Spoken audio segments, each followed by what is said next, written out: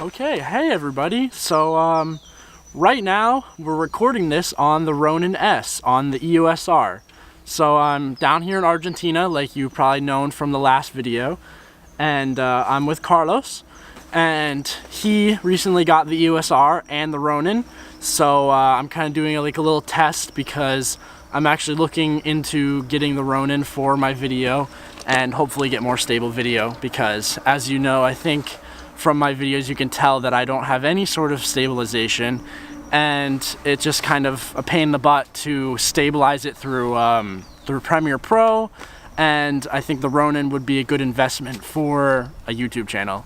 So right now we are here outside of Ushuaia, and we're meeting up with Carlos's friend, who is in charge of a tour company, and he is taking a few of his participants to this little lagoon that we're at, and there's a bunch of beavers down here. So they're doing some beaver sightings, and we're here and we're going to take some photos of beavers, if we can find some, hopefully. So that's what we're doing, and I got my D500 with the 300mm f4, which is my go-to wildlife lens setup. And we're just going to go down to this lagoon, set up, and hopefully get some B-roll of the beavers, B-roll of Carlos, test out this Ronin S, see how it does in the field, and I mean, hopefully I get some pictures of beavers, because I've never really seen a beaver. I think I've seen a few, but not through my camera. So yeah, let's go take some photos and film with this EOS R.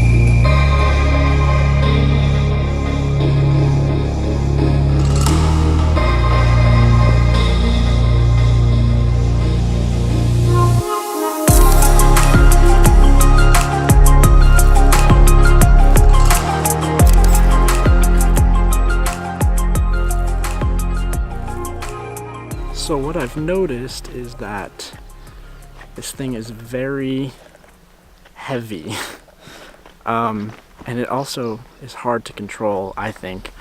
Coming from somebody who's recorded video, yeah, see it tilting off my face. Somebody who's coming from recording video for about a year now on completely handheld, this thing is just kind of confusing, and it's hard to keep myself in the frame, and yeah.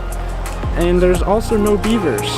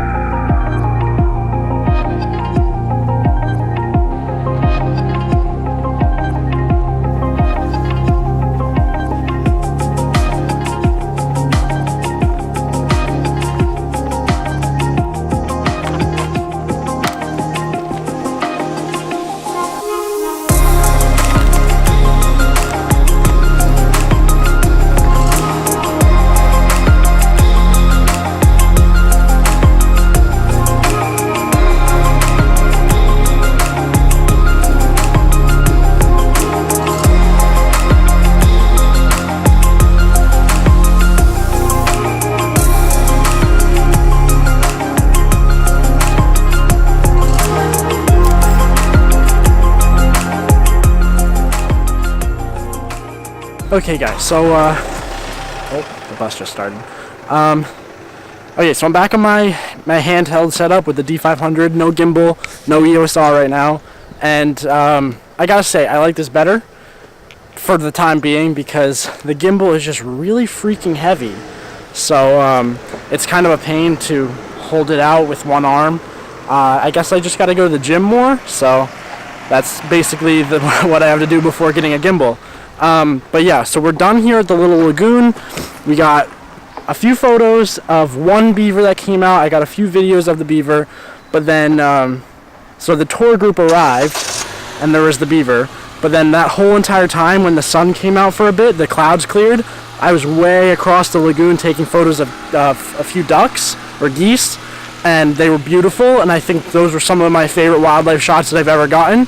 But right now it's getting kind of dark out because the clouds are coming back in, so we're gonna head to 20 minutes down the road, and there's a spot where Carlos finds that there are a lot of foxes because it's like a pit stop or something, so people feed them, which is bad, don't do that. So we're gonna go and try to get photos of foxes now before it gets dark, and then dinner, and then we're gonna be home. So hopefully got a few cool B-roll sequences with the gimbal. I didn't really know how to use it that well. I would definitely, if you got the gimbal, I would definitely take a day or two to get used to it, know all the techniques and everything, and prepare yourself to using it, because throwing yourself right into the field like that, it was kind of frustrating, and I didn't really know exactly what to do with it. But I'm sure if you had it and you knew, it's a very good tool. So gonna go take some fox photos, and then maybe I'll talk to you guys afterwards. So see you there.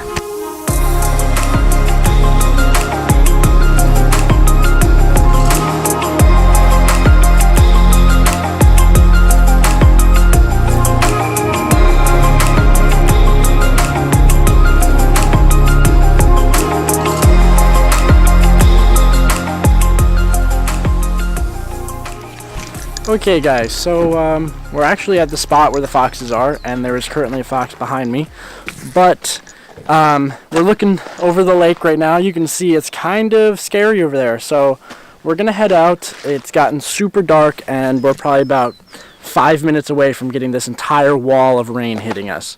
So it's too dark to get any photos of the fox. I got a few and 1 or 2 video clips, but we're just gonna come back. We're gonna come back.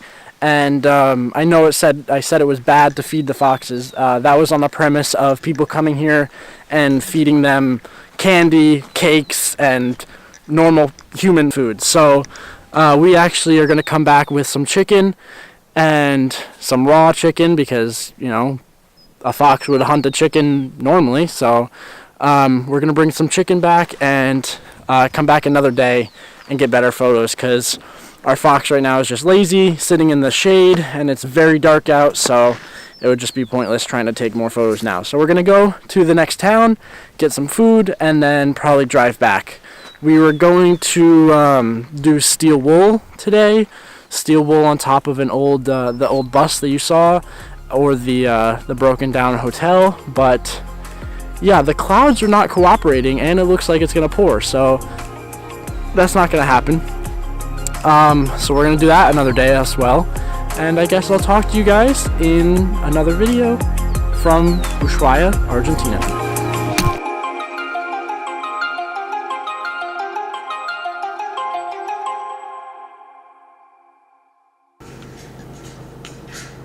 Okay.